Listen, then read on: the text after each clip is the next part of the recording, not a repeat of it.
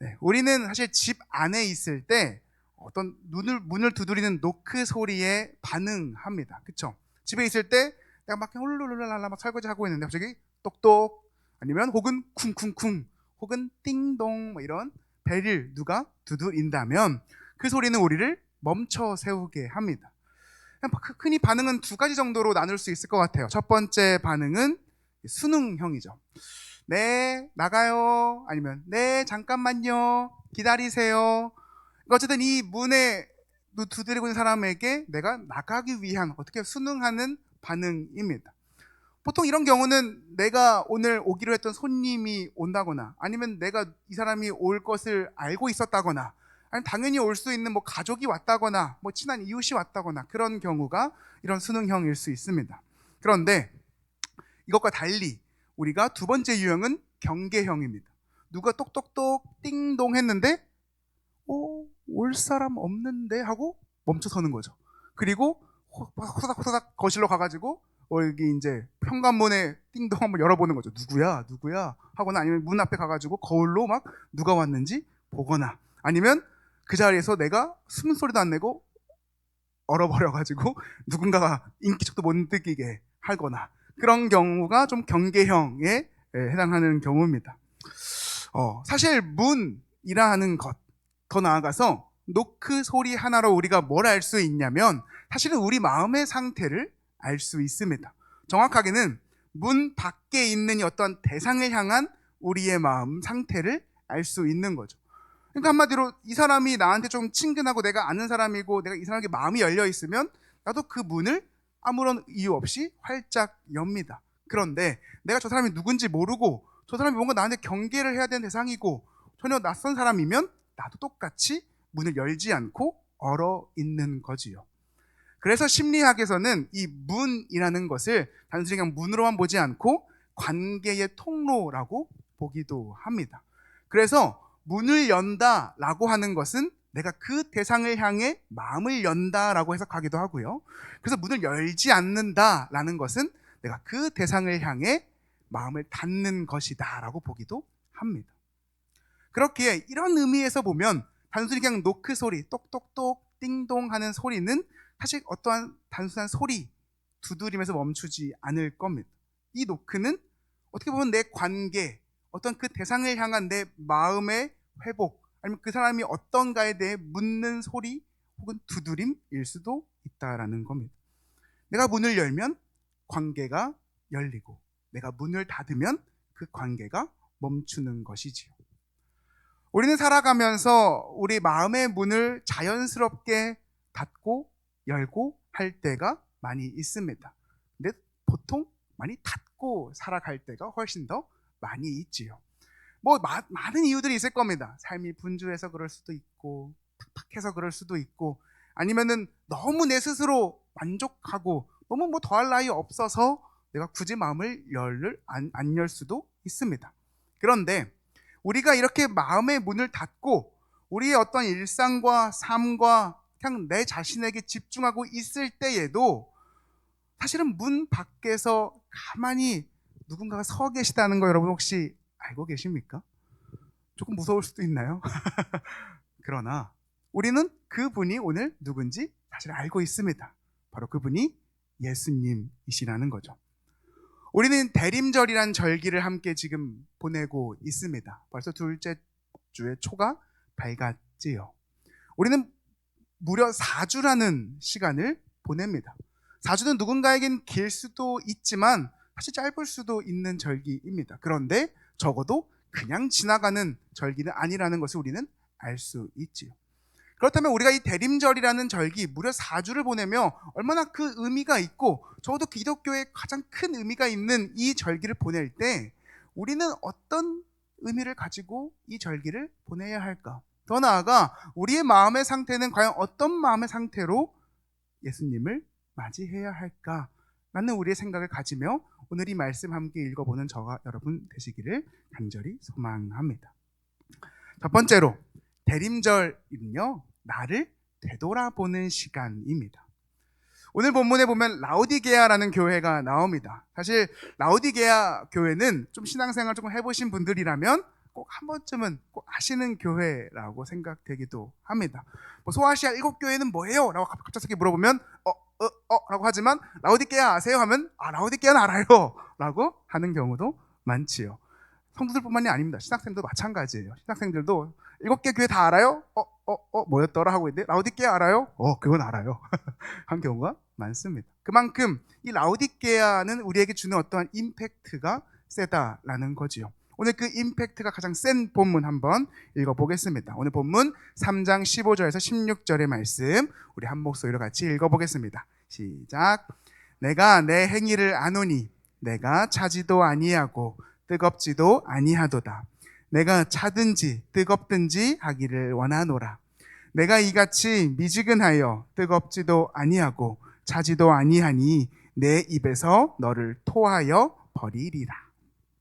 이 본문을 많이 좀 아실 거라고 생각이 되어집니다. 사실 근데 이 요한계시록 3장 15절에서 16절 라오디게아에 대한 상황을 말하고 있는 이 본문을 이해하기 위해서는 사실은 라오디게아의 어떤 지리적 상황을 조금 우리가 알 필요가 있습니다. 그럼 훨씬 더 잘 이해가 되실 거예요. 여기 사진을 보시면 한번 띄워주시겠어요? 이제 여기가 라오디게아입니다. 가운데가 라오디게아이고요. 그 위에가 히에라폴리스라고 하는 지역이고 그 옆에 저희 기준으로 이제 왼쪽에 있는 오른쪽에 있는 곳이 골로새 지방입니다. 이 세 개가 나름 붙어 있습니다. 그러니까 지금 보면 약간 제가 일부러 조금 어려운 사진인데 저 라오디게아는 초록색이 있는 평원에 있고요. 그리고 히에라폴리스랑 골로새는 좀 산이 조금 있는 높은 지방이 있다는 것을 우리가 이 그림을 보면 알 수 있지요. 즉 라오디게아는 스스로 물을 얻을 수 없는 구조의 지역입니다. 그러니까 물을 어디선가 끌어와야 하는 지방이에요. 근데 그 물을 어디서 끌어왔냐면 저 위에는 히에라폴리스 그리고 그 옆에는 골로새에서 물을 끌어왔습니다. 로마 시대에는 수로가 워낙 잘 발달되어져서 그 수로를 통해 물을 받았었습니다. 근데 여기서 보면 이제 위에 히에라폴리스는 온천수가 나오는 지역입니다. 혹시 사진 하나 넘겨주시겠어요? 짜잔. 저는 온천수가. 네, 감사합니다. 감사합니다. 네, 여기가 히에라폴리스라고 하는 지방의 사진입니다. 네, 온천수가 나오는 지방이었습니다. 따뜻한 뜨거운 그런 온천수가 있는 지방이라서 이곳은 로마 시대에도 굉장히 유명했던 관광지자 온천 목욕탕, 온천이었습니다. 그래서 여기가 더 유명했던 이유는 뭐냐면 몸이 좀 아픈 사람들이 아니면 조금 이렇게 몸에 어떤 종기나 이런 것들이 있는 사람들이 이곳에 물을 담궜다가 나오면 치유를 좀 얻는다, 몸이 낫는다라는 소문이 돌 만큼 유명해서 그 치유의 효능이 있다고 해서 여기를 어떤 로마 황제까지 찾아온다고 하는 유명 관광지였습니다. 그래서 여기는 온천수를 히에라폴리스에 있는 온천수를 라오디게아가 받았었더라는 거죠. 더 나아가서 이제 두 번째로 아까 옆에 있던 골로새 지방 거기는 옆에 강이 하나 흐릅니다. 리쿠스 강이라고 강이 흐르고 그리고 저기 산 옆에 만년설이 있어서 거기서 지금 흘러내리는 차가운 물이 나옵니다. 그러니까 그 강물과 그 만년설의 물을 받아서 어디로 가냐? 그것도 마찬가지로 라오디게아로 흘러 갑니다. 그리고 그 물은 식수로 사용되어졌습니다. 자, 그러면 라오디게아 사람들은 거기 산다면 아는 딱 물 흐름을 알죠. 하나는 온천수, 뜨거운 그 물, 자기들을 그렇게 온천을 데우는 뜨거운 물 하나, 그리고 자신들이 먹는 차가운 물 하나가 있다라는 것은 그 지방에 사는 사람들이라면 알고 있었을 겁니다. 그리고 그들에게 오늘 이렇게 말을 하는 거죠. 라오디게아야, 라오디게아야, 너희의 지금 신앙의 상태가 차갑지도 뜨겁지도 않다라고 하는 거죠. 너무 미지근하다라고 하는 겁니다. 예전에 뭐 신학자들이나 조금 이런 이 본문을 해석하시는 분들은 어떻게 보면 뭐 찬물과 따뜻한 물이 만나가지고 미지근했다든가 아니면 오는 길에 조금 미지근해졌다라고 해석해가지고 약간 조금 이제 너가 신앙이 뜨겁지 않아, 잘못됐어 라고 해석하는 경우도 많았는데 오늘날 신학자들은 그렇게 해석하기보단 그 두 가지의 수원이 있었는데 그 두 개 다 지금 하나님께서 긍정하고 있는 것을 보아 얘네가 그 식수를 마실 수 있는 그 차갑지도 않고 그런 효능이 있는 물도 아니고 저 온천을 해가지고 몸이 좀 낫고 조금 뜨겁게 지지고 어떻게 좀 내 치유에 좀 그런 물이 있는 따뜻한 물도 아닌, 니네가 지금 어떠한 효능도 없는 미지근한 물이야 라고 말하고 있는 거죠. 너희가 지금 교회인데 어디에도 쓸 데가 없어. 니네가 지금 무슨 효능을 이 사회에, 하나님의 나라를 위해, 예수님의 사랑을 위해 뭘 하고 있니? 어떤 효능을 너가 발휘하고 있니? 라고 말하고 있는 것이지요. 그래서 이 라오디게아를 향한 하나님의 시선이 오늘 말씀 17절에 나옵니다. 제가 대표로 읽어드리겠습니다. 내가 말하기를 나는 부자라 부요하여 부족한 것이 없다 하나 내 공고한 것과 가련한 것과 가난한 것과 눈먼 것과 벌거벗은 것을 알지 못하는도다. 라오디게아의 가장 큰 문제는 뭐였냐면 사실은 스스로를 똑바로 돌아보지 못함에 있었습니다. 그 말이 무엇이냐? 남들이 보기에는, 그리고 그들이, 그 라오디게아 안에 있는 그 라오디게아 교회 사람들이 보기에는 나 나름 괜찮아, 잘 살고 우리 복이 있고 나 형통해, 그리고 우리 신앙생활 나름 잘하고 있어 라고 생각하고 있더라라는 거죠. 그 집안이 워낙 돈도 많고 좋은 비단으로 사업성도 뛰어나고, 그리고 뭐 거기서 안약도 만들어가지고 그 안약의 효능도 유명한 그런 동네였는데, 겉보기엔 되게 멀쩡하고 부유하고 잘 사는 동네 같으나 그런데 하나님이 보시기엔 그렇지 않더라라는 거죠. 야, 니들은 누구보다도 가난하고 누구보다도 눈이 멀었고 누구보다도 넌 지금 벌거벗은 것과 다름이 없다라고 지금 하나님이 라오디게아를 향해 말하고 있는 겁니다.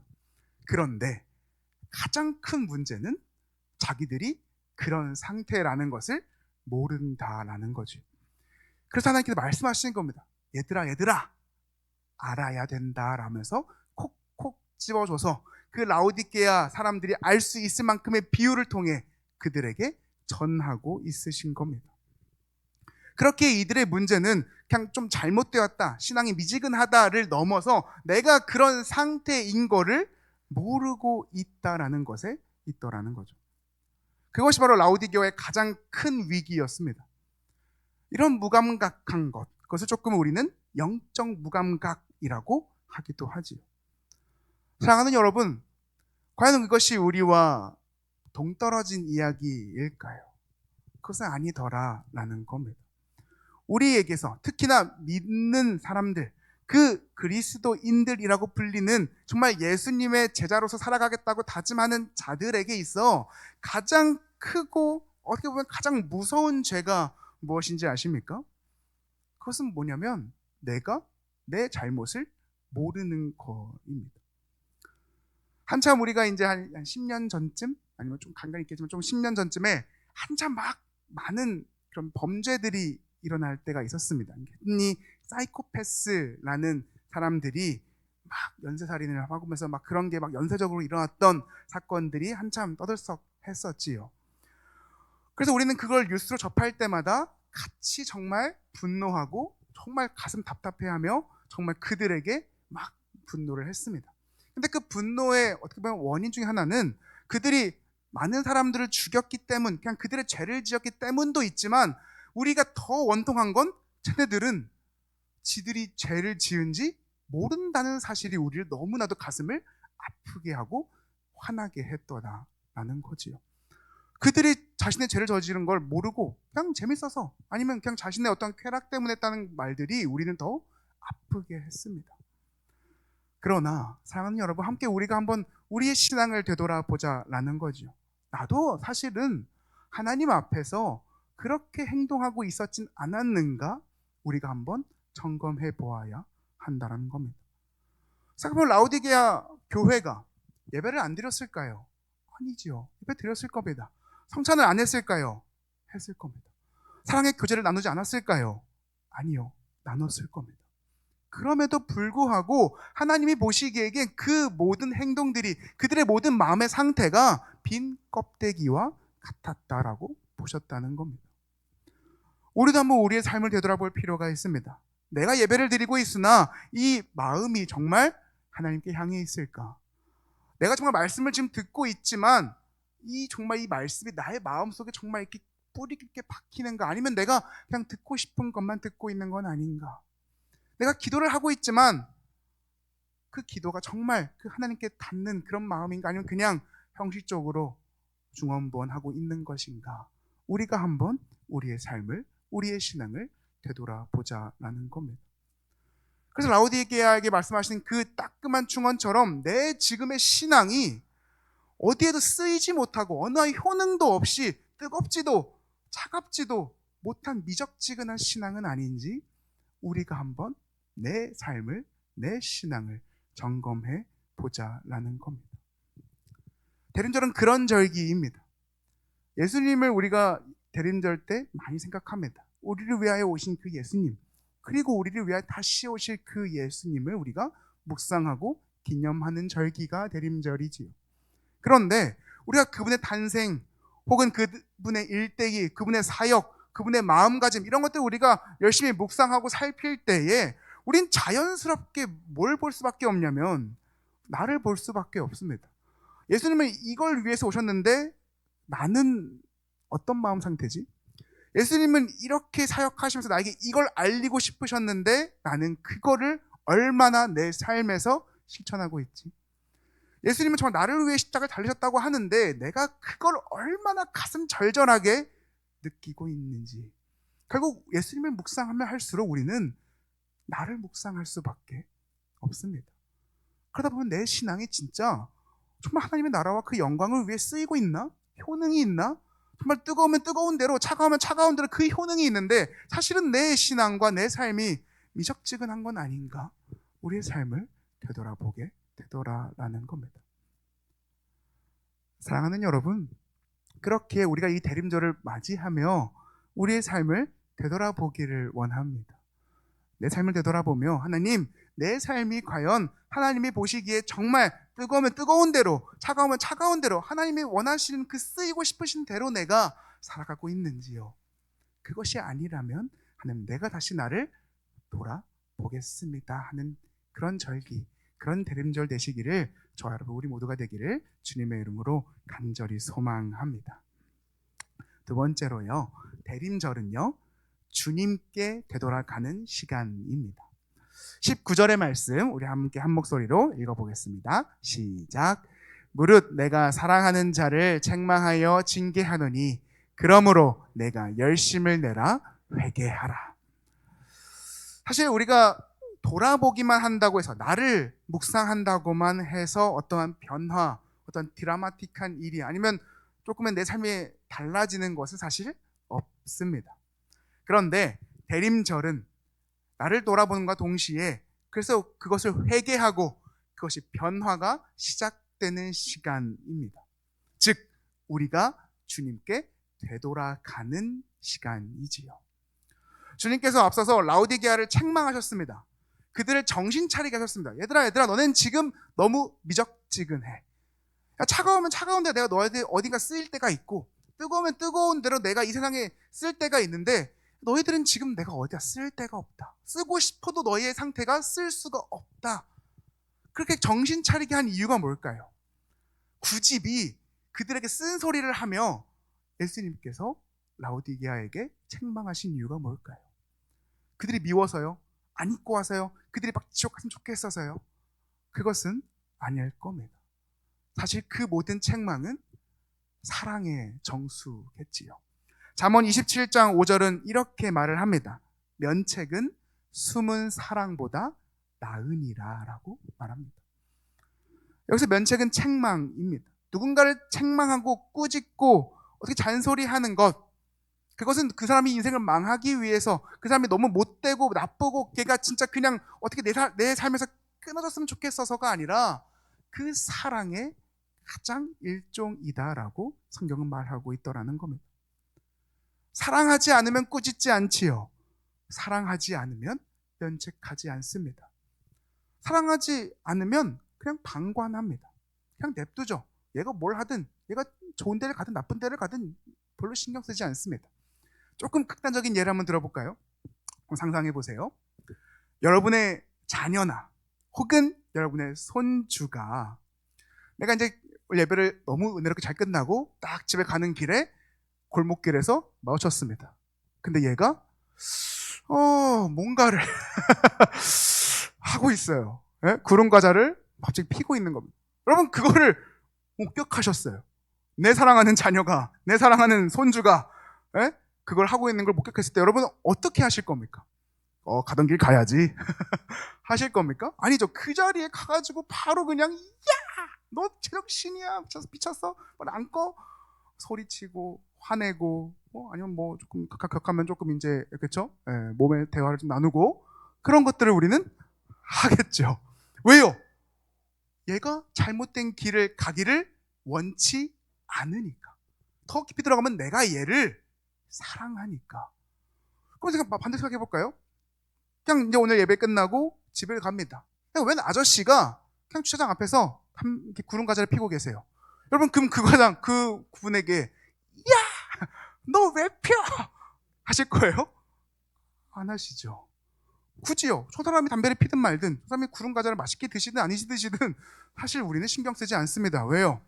어떻게 보면 남이니까. 내가 그를 그만큼 사랑하지 않으니까요. 마찬가지입니다. 주님이 우리를 면책하시고 책망하시는 이유는 우리에게 그 사랑을 말해주고 싶으시기 때문입니다. 주님이 우리를 사랑하시기 때문이더라 라는 겁니다. 그래서 결국에 주님이 그걸 사랑을 전하며 책망을 하며 정신 차리게 해서 결국 뭘 원하시냐? 손을 끄집어내며 나에게 되돌아오기를 원하시더라 라는 겁니다. 오늘 본문 20절의 말씀 우리 한 목소리로 함께 읽어보겠습니다. 띄워주시면 감사하겠습니다. 20절입니다. 시작.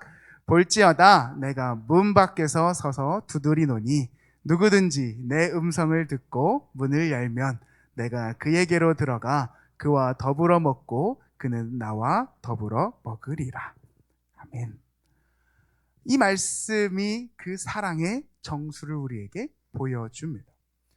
사실 주님은 내 마음의 문 앞에 서 계십니다. 그런데 그 문을 부수거나 막 어떻게 따고 들어가가지고 어떻게든 막 나에게 억지로 들어오시는 분이 아니시더라라는 겁니다. 그렇다고 해서 떠나지도 않으십니다. 그 문 앞에서 똑똑똑 문을 두드리시며 계속 나를 기다리고 계십니다. 우리가 대림절이라면서 예수님을 기다린다라고 많이 표현하지만 사실은 곰곰이 생각해보면 알고 보면 사실 기다리는 건 내가 아니라 기다리는 건 예수님이시지 않을까라는 생각을 하게 됩니다.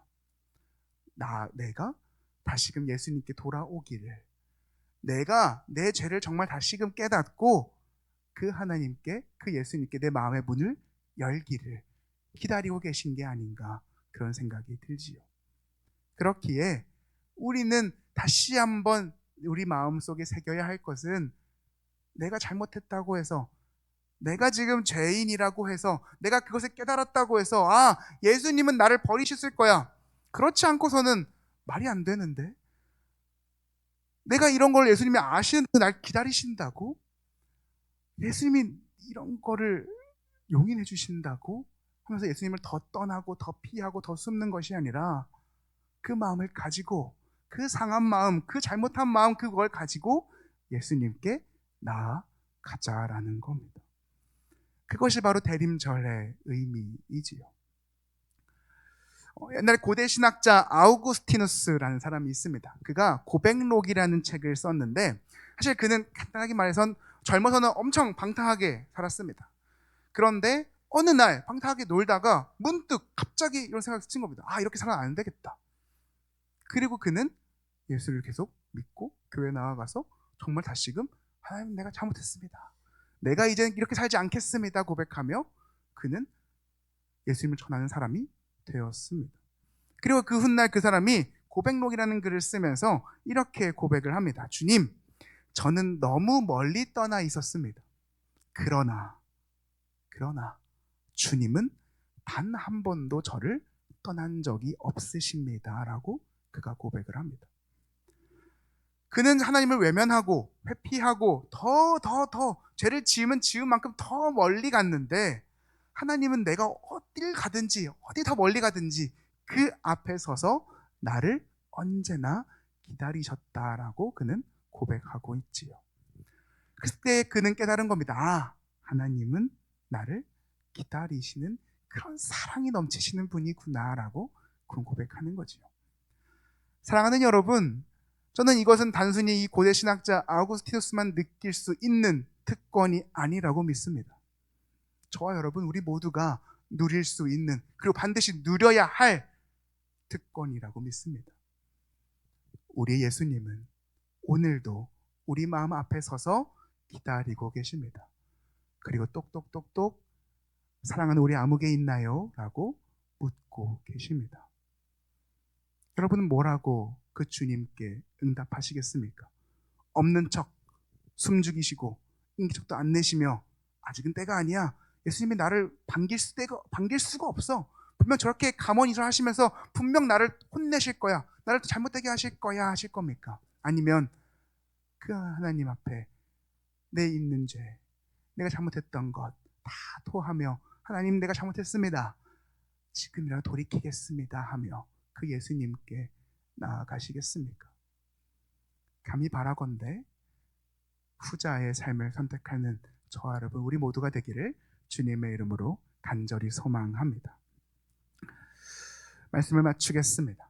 사랑하는 여러분, 기독교 영성가로 유명했던 헨리 나우웬이라는 사람이 있습니다. 그 사람이 그의 저서 탕자의 기향이라는 책에 이런 글을 썼습니다. 제가 대표로 읽어보겠습니다. 한번 들어보세요. 문제는 어떻게 하나님을 찾을 수 있을까가 아니라 어떻게 하면 하나님께서 나를 발견하실 수 있을까입니다. 문제는 어떻게 하면 하나님을 알 수 있을까가 아니라 어떻게 하면 하나님께서 나를 아시게 할 수 있을까입니다. 그리고 마지막으로 문제는 어떻게 하면 하나님을 사랑할 수 있을까가 아니라 어떻게 하면 하나님께서 나를 사랑하시게 할 수 있을까입니다 라고 말하면서 하나님은 저를 멀리서 바라보시고 저를 찾으시며 저를 집으로 데려오기를 간절히 바라십니다 라고 말을 했습니다. 조금 어려울 수 있는데 다시 말하면 하나님께 우리가 다시 돌아가는 여정이 있을 거 아닙니까? 하나님 내가 잘못했습니다, 돌이키겠습니다 라고 다짐한 순간부터 그 돌아가는 모든 여정은 우리가 생각하기에는 우리가 하나님을 어떻게든 찾으려 하고 어떻게 하나님을 알려고 하고 어떻게 우리가 하나님을 사랑하기 위해서 막 고분분투하고 막 험한 길을 막 해서 가는 게 아니라 그냥 내 마음속에 있는 이 작은 문을 하나님께 열겠다라고 다짐하는 것, 그거 하나면 된다라고 말하고 있는 겁니다. 그러면 그 하나님이, 언제나 문 앞에 서 계셨던 그 하나님이 내 손을 잡고 하나님의 나라로, 하나님의 사랑으로 나를 인도하실 거다라고 하는 겁니다. 사랑하는 여러분, 오늘도 주님은 우리의 마음속을 두드리고 계십니다. 그 음성을 여러분이 꼭 들으셨으면 좋겠습니다. 그래서 22절의 마지막에 이렇게 말하죠. 성령은 귀 있는 자들은 들을지어다. 누군가는 안 들릴 수 있다라고 할 수도 있습니다. 두드리시는 것도 잘 모르겠고 뭐 내 앞에 계시고 잘 모르겠어요 라고 할 수 있지만, 우리가 정말 내 마음의 문을 한번 열어보려 하고, 다른 거 애쓸 필요 없습니다. 내가 어떻게 하나님 사랑할 수 있을까? 내가 어떻게 하나님께 내 영광을 올릴 수 있을까? 그런 것보다 그냥 하나님, 내가 오늘 내 마음의 문을 엽니다. 오늘 내가 내 잘못을 돌아보고 오늘 내가 내 죄를 돌아보며 하나님이 나에게 찾아오실 길을 내가 그저 바랍니다 라고 여러분 고백하는 순간, 그 순간에 하나님이 여러분 마음속에 찾아오실 거라 믿습니다. 그렇게 우리가 그 하나님을 기대하시며 그 예수님을 향해 마음을 여시며 나를 되돌아보고 예수님께 되돌아갈 수 있는 저와 여러분 우리 모두가 되기를 주님의 이름으로 간절히 소망합니다.